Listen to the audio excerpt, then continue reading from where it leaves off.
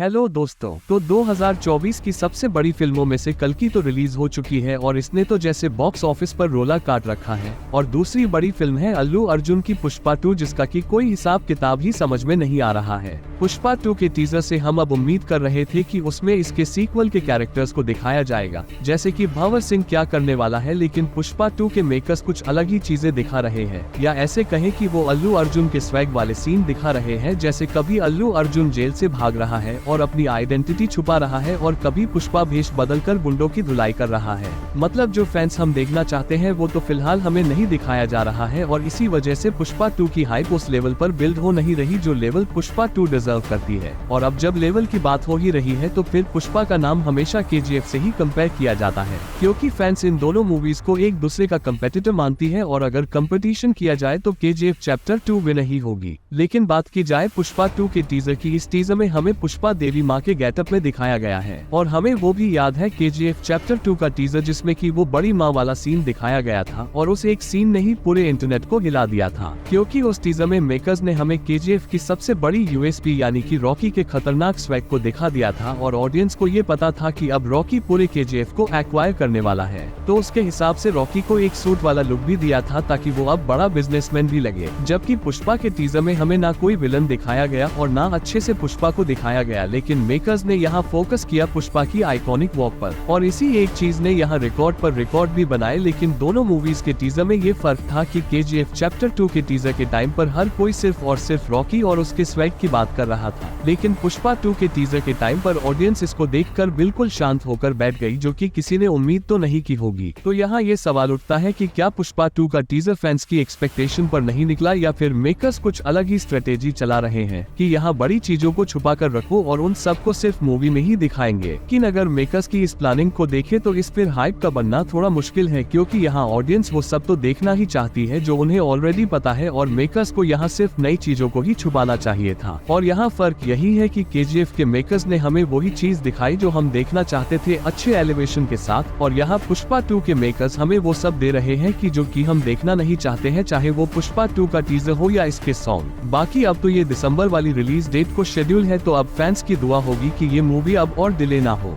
बाकी आपका क्या मानना है कि पुष्पा 2 बड़ी मूवी है या KGF चैप्टर 2, मुझे कमेंट बॉक्स में आकर बताना। तो वीडियो को लाइक एंड शेयर करें और चैनल को सब्सक्राइब जरूर करें। आप देख रहे हैं cinema and popcorn. Till then bye.